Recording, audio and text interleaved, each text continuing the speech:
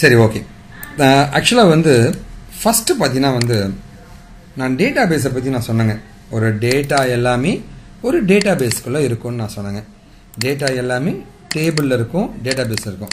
நம்ம ஒரு எக்ஸாம்பிள் பண்ணலாமா? ஒரு எக்ஸாம்பிள் நான் சொன்னால் உங்களுக்கு சூப்பராக புரியும்.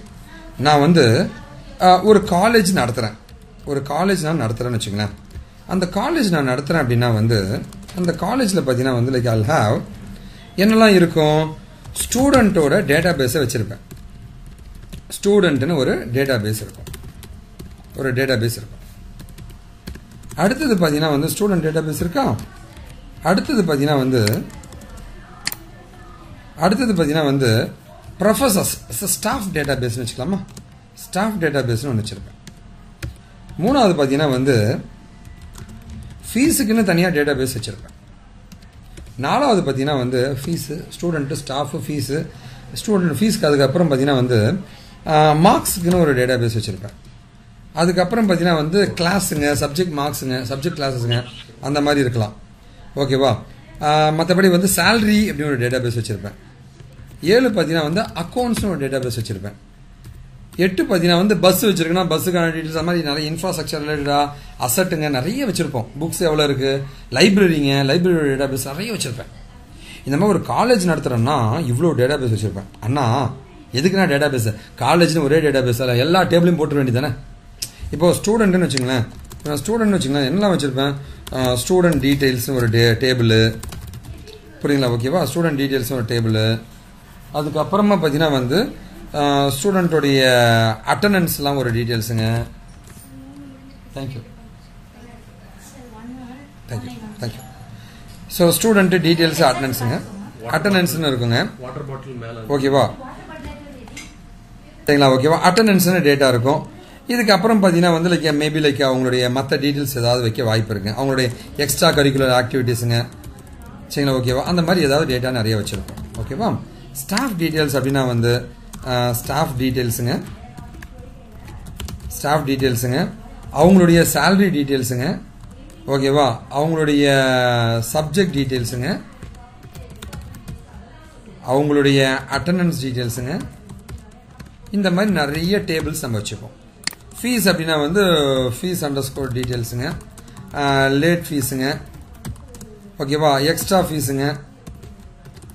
சரிங்களா? அது மாதிரி நிறைய விஷயங்கள் இருக்கலாங்க. மார்க்ஸ்னால் வந்து சப்ஜெக்ட் மார்க்ஸ் அது மாதிரி நிறைய வச்சுருக்கலாங்க. Okay, internal marks, external marks இருக்க, சப்ஜெக்ட் மார்க்ஸ் அது மாதிரி நிறைய இருக்குங்க. இந்த மாதிரி இதுதான் தம்பிகளா ஒரு இதுதான் காலேஜ்னால் அதுக்குள்ள நிறைய டேட்டா பேஸ் இருக்கும். அந்த நிறைய டேட்டா பேஸுக்குள்ளே நிறைய டேபிள் இருக்கும். ஆனால் ஏன்னா இவ்வளோ டேட்டா பேஸ் நான் வச்சுருக்கணும் அப்படின்னா, நான் ஒரு அட்மின் டிபார்ட்மெண்ட்டு, நான் ஒரு ஹெச்ஆர் டிபார்ட்மெண்ட்டுங்க. ஹெச்ஆர் டிபார்ட்மெண்ட்டுக்கு என்ன தேவை? ஸ்டாஃபோட டீட்டெயில் வேணும், அவங்களுக்கு சேலரிலாம் போடுறதுக்கு. அப்படின்னா அவங்களுக்கு வந்து அக்கௌண்ட்ஸ் டீட்டெயில், சேலரி டீட்டெயில்ஸ் தெரியலாம். அக்கௌண்ட்ஸ் டீட்டெயிலும் ஹெச்ஆருக்கு தெரியலாம். ஆனால் பையனோட மார்க் ஹெச்ஆருக்கு எதுக்கு? ஹெச்ஆர் வந்து எம்ப்ளாயிஸ் எடுக்கிறது தான் ஹெச்ஆரோட வேலை. அவனுக்கு மற்ற டீட்டெயிலாம் தெரியக்கூடாது. ஹெச்ஆருக்கு ஸ்டூடெண்ட் டீட்டெயில் ஏன் தெரியக்கூடாது? சரி, ஒரு ஸ்டாஃப் இருக்காங்கன்னு வச்சுங்களேன். ஸ்டாஃபுக்கு வந்து அந்த ஸ்டாஃப் டீட்டெயில்ஸ் தான் தெரியணும். இல்லை, ஸ்டாஃபுக்கு ஸ்டூடெண்ட் டீட்டெயில் மட்டும் தான் தெரியணும். அவன் எவ்வளோ ஃபீஸ் கட்டுறான், அவன் வந்து எவ்வளோ மற்றவங்களுக்குலாம் எவ்வளோ சேலரி, மொத்தமாக எவ்வளோ காலேஜ் சம்பாதிக்கிற அக்கௌண்ட்ஸ் டீட்டெயில் தேவையில்லை. சரிங்களா? ஓகேவா? ஸோ செக்யூரிட்டி ரீசனுக்காக மட்டும்தான் வந்து டேட்டா பேஸை இப்படி நிறைய பிரிச்சிருப்பாங்க. புரியுங்களா? ஓகேவா? டேட்டா பேஸை பிரிச்சிருப்பாங்க. அப்படின்னா வந்து டேட்டா எல்லாமே டேபிள் ஃபார்மேட்டில் இருக்கும். அது நிறைய டேபிளாக ஸ்ப்ளிட் அப் ஆகி இருக்கும் தனித்தனி டேட்டா பேஸில். இந்த டேட்டா பேஸ் எல்லாத்தையும் மேனேஜ் பண்ணுறவன் பேர் தான் டிபிஎம்எஸ். ஓகேவா? டிபிஎம்எஸ்ங்க. டிபிஎம்எஸ்னால் என்ன? யார் இந்த டேபிள் க்ரியேட் பண்ணாங்க, எப்போ க்ரியேட் பண்ணாங்க அப்படின்னு எல்லாத்தையும் மெயின்டைன் பண்ணால் அது டேட்டா பேஸ் மேனேஜ்மெண்ட் சிஸ்டம்னு சொல்லுவாங்க. இந்த டேபிள் இந்த ஸ்டூடெண்ட்டோட அட்டெண்டன்ஸ், இந்த ஸ்டூடெண்ட்டோட எக்ஸ்ட்ரா கரிக்குலர் ஆக்டிவிட்டீஸ்னு எல்லாமே ரிலேட் பண்ணுறதுனால தான் அது பேர் வந்து ஆர்டிபிஎம்எஸ்ன்னு சொல்லுவாங்க. ரிலேஷனல் டேட்டா பேஸ் மேனேஜ்மெண்ட் சிஸ்டம்னு சொல்லுவாங்க. இதுதான் வந்து ஒரு டேட்டா பேஸ் சிஸ்டம்னு சொல்லுவாங்க. சரிங்களா? சரி, இப்போ நம்ம என்ன பார்த்துக்கிட்டு இருக்கோம் அப்படின்னா வந்து ஒரு டேபிள் இருக்குது. இதுதான் என்னுடைய டேபிள். இந்த டேபிளும் இன்னொரு டேபிள், இந்த பையனுடைய டேட்டா எல்லாம் இங்கே இருக்கிறத தொட்டு நம்ம என்ன பண்ணியிருக்கோம்? ஜாயின் பண்ணியிருக்கோம். எப்படி ஜாயின் பண்ணியிருக்கோம்? ஸ்டூடெண்ட்ன்ற டேபிளுங்க. ஆஹா, இங்கே எஸ் கேப்ஸ். ஐயோ தப்பு பண்ணிட்டேன். ஸோ நம்ம என்ன பண்ணுறோன்னா வந்து ஸ்டூடெண்ட்ன்ற டேபிளையும் மார்க்ஸ்ன்ற டேபிளையும் ஜாயின் பண்ணிட்டேன். என்ன பேசிஸில்? இந்த ஸ்டூடெண்ட்ன்ற டேபிளுடைய ஐடியும் மார்க்ஸ்ன்ற டேபிளுடைய ஐடியும் மேட்ச் பண்ணால் இந்த ஒன்று மேட்ச் ஆனால் வெங்கட்டோட ஃபிசிக்ஸ் மார்க்கு 80, வெங்கட்டோட கெமிஸ்ட்ரி மார்க்கு 90, ஒன்னோட பேர் வெங்கட்டு, அவனுடைய ஏஜ் 30 அப்படின்னு வந்துடுங்க.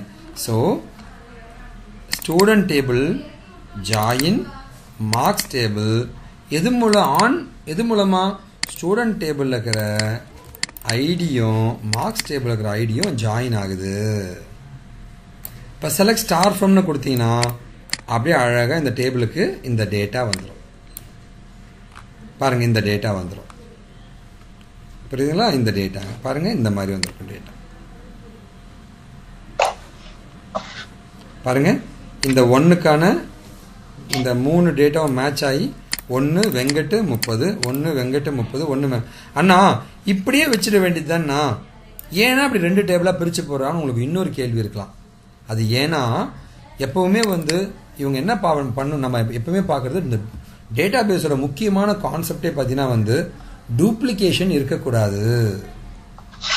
அது பேர் என்ன சொல்லுவாங்கன்னா, டெக்னிக்கல் டெர்மினாலஜி என்ன சொல்லுவாங்கன்னா ரிடண்டன்சி அப்படின்னு சொல்லுவாங்க. ஒரு டேட்டா பேஸில் ரிடண்டன்சி இருக்கவே கூடாதுங்க. சரிங்களா? பாருங்கள், 1 வெங்கட்டு 30, 1 வெங்கட்டு 30, 1 ஏன்டா இவ்வளோ கொடுக்குற, திரும்ப 1 எதுக்கு இவ்வளோ கொடுக்குற? அப்போது ஒரு டேபிளை தனித்தனியாக பிரிப்பதனால் டேட்டா டூப்ளிகேஷன் ரிடண்டன்சியை குறைக்க முடியும் என்றால் அதன் பெயர் தான் நார்மலைசேஷன் சொல்லுவாங்க. தயவு செஞ்சு நோட் எழுதி வச்சுக்கோங்க, நோட்ஸ் எழுதுங்க. நீங்கள் எவ்வளவு எழுதுறீங்களோ அவ்வளவு நல்லதுங்க. இந்த கோர்ஸ் முடிக்கிறதுக்குள்ள நீ 30 நோட்டு எழுதிட்டீங்கன்னா பார்த்தலாம் எவன் வேலை கொடுக்க மாட்டான்ட்டு, எவன் வேலை கொடுக்க மாட்டான் நம்ம பார்த்துலான்றேன். கன்ஃபார்மாக ஜாப் கிடைக்குங்க. புரியுதா தம்பிகளா? எழுதலாமா நோட்ஸு? தயவு செஞ்சு எழுதுங்க, எல்லாருமே எழுதுங்க. சரிங்களா? சரிங்களா? ஓகேவா?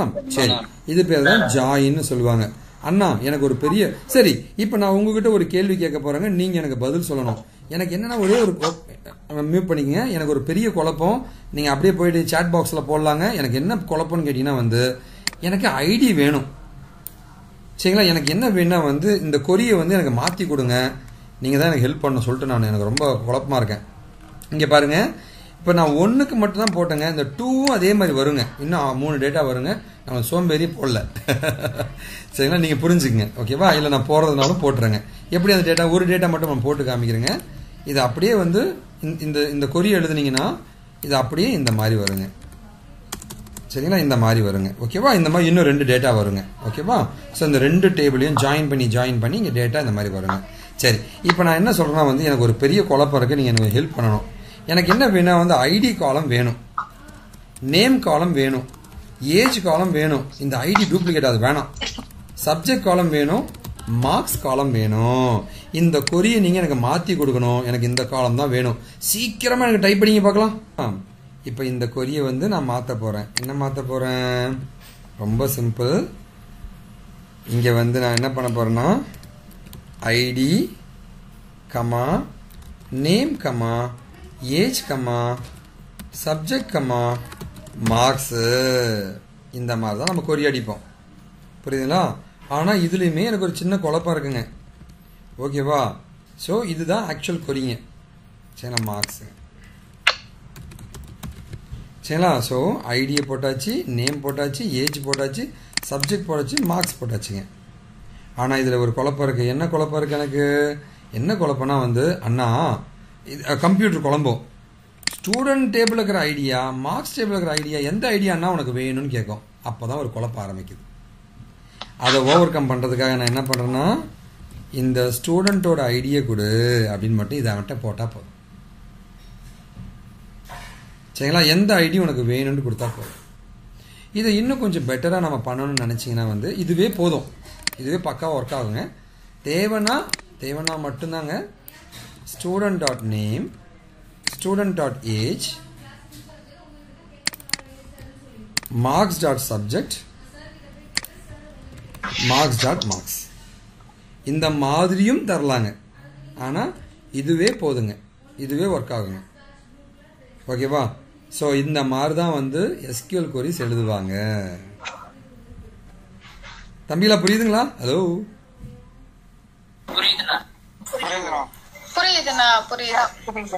சரி, இப்பதான் நீங்க மாட்ட போறீங்க. ரெடியா இருங்க, மாட்ட போறீங்க.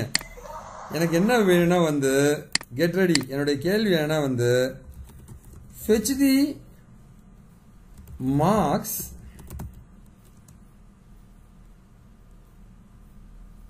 $90 for chemistry subject. fetch student detailsங்க with marks 90 mark எடுத்த கெமிஸ்ட்ரி சப்ஜெக்ட்ல இருக்கிற ஸ்டூடெண்டோட டீட்டெயிலை கொடு. இதுதான் என்னுடைய கேள்வி. சீக்கிரம் டைப் படிங்க, ஃபாஸ்ட். 1 minute time. ஸோ இப்போ நம்ம பார்க்குறது என்னன்னா வந்து fetch student details with marksங்க 90 for chemistry. நான் fetch student details சொன்னதோட்டு வந்து ஒரு தம்பி என்கிட்ட கேட்டார், அண்ணா நான் ஐடி எடுக்கணுமா என்ன எடுக்கணுன்ட்டு. ஸ்டூடெண்ட் டீட்டெயில் நான் அதெல்லாம் தான் பதில் சொல்லலை, நீயா புரிஞ்சுக்கணும். ஸ்டூடெண்ட் டீட்டெயில் கேட்டேன், அவ்வளோதான். அப்போ வந்து நம்ம இந்த கொரி எப்படி எழுதணும் அப்படின்னு கேட்டிங்கன்னா வந்து ஸ்டூடெண்ட் டீட்டெயில்னு கேட்டிருக்கேன் இல்லைங்களா? அப்போ வந்து ஸ்டூடெண்ட் ஐடி வேணும், டீட்டெயிலில் நேம் வேணும், ஏஜ் வேணுங்க, என்ன சப்ஜெக்ட், மார்க்ஸ் மொத்தமாக வேணும்னு தான் அர்த்தம். அப்படின்னா இந்த கொரியை அப்படியே எழுதிட்டு வேர் மார்க்ஸ் வந்து 90, சரிங்களா? மார்க்ஸ் வந்து 90 அண்டு சப்ஜெக்ட் வந்து கெமிஸ்ட்ரி. அவ்வளோதான். இதுதான் ஆன்சருங்க. இதுதான் ஆன்சருங்க. ஓகேவா? சரியா? அண்ணா நான் இன்னும் கொஞ்சம் கிளியராக எழுதிக்கிறேன், நான் சேஃப்டிக்காக எழுதுறேன்னு நினச்சிங்கன்னா சரிங்களா? மார்க்ஸ் டேபிள் இருக்கு இல்லையா? மார்க்ஸ் டேபிள் டாட் மார்க்ஸுங்க, மார்க்ஸ் டேபிள் மார்க்ஸ் டாட் சப்ஜெக்ட்னு தரலாம். ஏன்னா இப்படி கொடுத்தாவே போதும். அதாவது நான் திரும்ப சொல்கிறேங்க, ஒரு அவுட்புட்டில் ஐடி காலம் ரெண்டும் மேட்ச் ஆகுது. இந்த மாதிரி டூப்ளிகேட் வந்தால் மட்டும்தான் வந்து நமக்கு குழப்பம் வரும், கம்ப்யூட்டர் குழம்பும். சப்ஜெக்ட்ன்றது ஒருவேளை இந்த டேபிளில் இருந்துச்சுன்னா பிரச்சனை, மார்க்ஸ் இந்த டேபிளில் இருந்தால் பிரச்சனை. அதான் இல்லையே. அப்போ வந்து டைரெக்டாக மார்க்ஸ் 90, மார்க்ஸ் 90னோடனே மார்க்ஸ் டேபிள் போய் அதை பார்த்துக்கும். சப்ஜெக்டில் கெமிஸ்ட்ரினா வந்து இந்த 2 டேபிள்ப்பா, இந்த 2 டேபிள் ஜாயின் பண்ணிக்கலாம், எந்த டேபிளில் மார்க்ஸ் இருக்குது அங்கே போய் சேர்த்து செக் பண்ணிக்கும். புரியுதுங்களா? ஓகேவா? அதனால் வந்து நம்ம இப்படியே கொடுத்துடலாம். இல்லைண்ணா இதை நாங்கள் வந்து நான் காமன்வெல்த் பேங்க்லாம் ஒர்க் பண்ணும்போது நூற்றுக்கணக்கான டேபிள்ஸை ஜாயின் பண்ணுவோம். 40 டேபிள்லாம் ஒரு கொரிய 40 டேபிள் ஜாயின் பண்ணுவோம். அந்த மாதிரி நிறைய டேபிள்ஸ் ஜாயின் பண்ணும்போது நிறைய குழப்பம், எந்த டேபிள்லேருந்து எந்த காலம் எடுத்துன்னு மண்டே பிச்சுப்போம். அப்போ வந்து இந்த முன்னாடி வந்து இது கொடுத்துறது ரொம்ப நல்லதுங்க. அதனால் கம்பல்சரி நாங்கள் எல்லா இடத்துலையும் கொடுத்து வச்சுருவோம். ஏன்னா இப்போ 2 டேபிள் ஜாயின் பண்ணும்போது உங்களுக்கு தெரியாது தம்பி, இதே ஒரு 10 டேபிள் ஜாயின் பண்ணி பாருங்கள், எந்த டேபிள் வந்து எதை எடுக்கிறதுன்னு தெரியாமல் மண்டி பிச்சுப்பேன். அப்போ இந்த டேபிள் இந்த காலம் எடுத்தேன், இந்த டேபிள் இந்த காலம் எடுத்தேன்னு உங்களுக்கு தெரியணும். அதனால் வந்து இந்த முன்னாடி வந்து இது கொடுக்கறது ரொம்ப நல்லதுங்க. இதுதான் வந்து ஜாயின்ஸ் அப்படின்னு சொல்லுவாங்க. இதை இன்னும் எப்படி சொல்லுவாங்கன்னு கேட்டிங்கன்னா வந்து they called as inner join. இது பேர் தான் இன்னர் ஜாயின்னு சொல்லுவாங்க. தம்பிலாம் புரியுதுங்களா? Hello,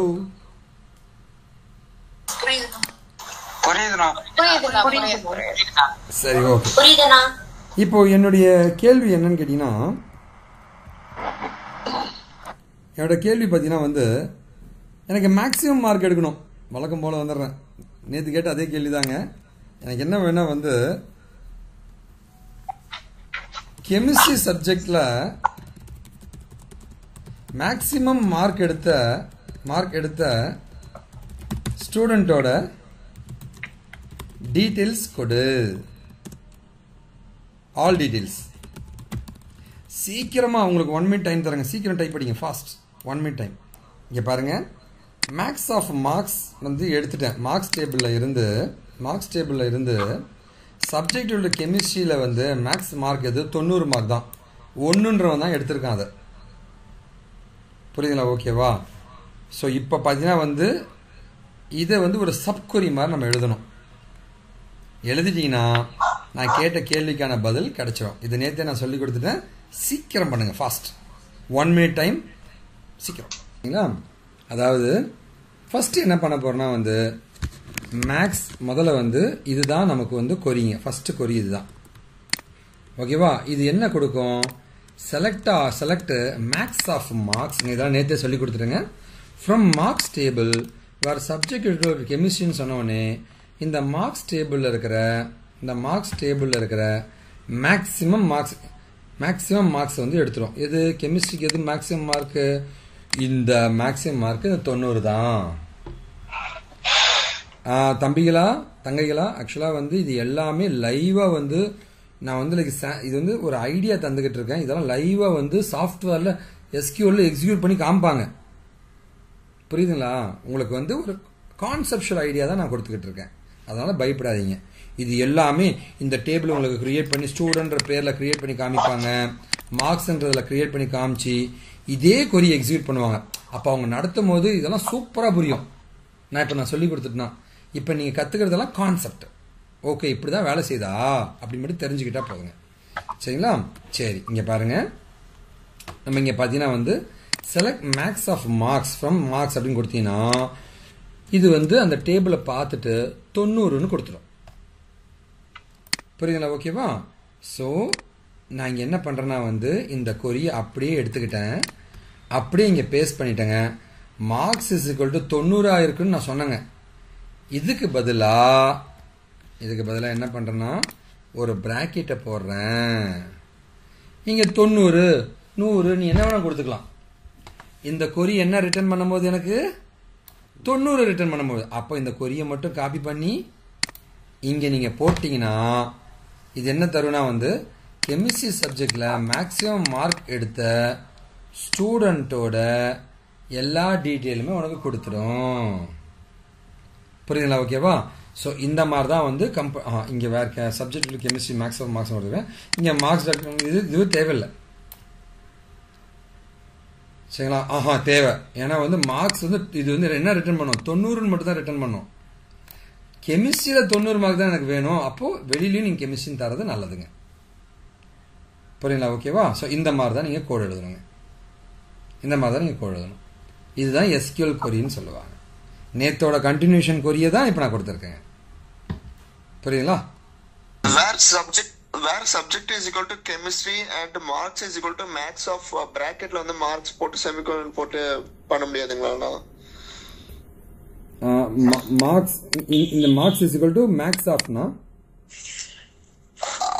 marks is equal to max bracketல marks na அப்படிதான் கொடுத்திருக்கேன். பண்ண முடியாது. அப்படிதான் கொடுத்திருக்கேன் நான்.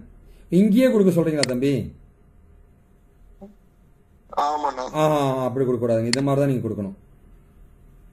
தம்பி இந்த கொரியன் நிறைய ஆல்டர்னேட்டிவ் வகையில் நாங்கள் எழுதுவோம். இது இப்போ நான் கொடுத்துருக்கிறது தான் பெஸ்ட் வேங்க. பேசிக்காக நீங்கள் புரிஞ்சுக்கிறதுக்கு பேசிக்காக புரிஞ்சு நான் டைரெக்டாக அந்த மேக்ஸ் ஆஃப் மார்க்ஸை எடுத்து நாங்கள் இங்கே கொடுத்து கூட பண்ணலாம். புரியுதுங்களா? ஓகேவா? பண்ணலாங்க. பட் ஆனால் இதுதான் ரைட் வே டு லேர்ன் டெக்னாலஜிங்க. புரியுதுங்களா? ஓகேவா? இது நீங்கள் கற்றுக்குங்க. இதுதான் முக்கியம். இந்த மாதிரி தான் நீங்கள் எழுதணும். இதுல இருந்து இன்னும் கொரி ஆப்டிமைசேஷன் சொல்லுவாங்க. இன்னும் இதை விட சிம்பிளிஃபைடா ஷார்டஸ்ட் வேல் நாங்கள் எழுதுவோம். இங்க பாருங்க, இது எல்லாமே பின்னாடி சொல்லி தருவாங்க. நீ கேட்டதனால நான் சொல்றேன். சரி, இதெல்லாம் நான் சொல்லி தரக்கூடாது. ஏன்னா இதெல்லாம் அட்வான்ஸுங்க, புரியாதுங்க நான் சொன்னா கூட. இன்னொன்று நாங்கள் என்ன பண்ணோம்னா வந்து இது கொரி இன்னும் ஆப்டிமைஸ் பண்ணுவோம். எப்படி? ஆலியாஸ்னு ஒரு கான்செப்ட் இருக்கு. இது தெரிஞ்சுக்காதீங்க, இப்படிலாம் இருக்குன்னு மட்டும் தெரிஞ்சுங்க. இதெல்லாம் வேண்டாம். ஆலியாஸ்னா ஸ்டூடெண்ட் என்கின்ற பெயருக்கு பதிலாக நான் ஏ என்று தருகிறேன். மார்க்ஸ் என்ற இடத்துக்கு பதிலாக பி என்று தருகிறேன். மார்க்ஸுக்கு பதிலாக B. Student as A, marks as B கொடுத்துட்டு இந்த ஸ்டூடெண்ட் எங்கெல்லாம் இருக்கோ அங்கெல்லாம் ஏன்னு போட்டுப்பேன். ஸ்டூடெண்ட் எங்கெல்லாம் இருக்கோ அங்கே ஏன்னு போட்டுருவேன். மார்க்ஸ் என்ற இடத்துலலாம் பின்னு போட்டுருவேன்.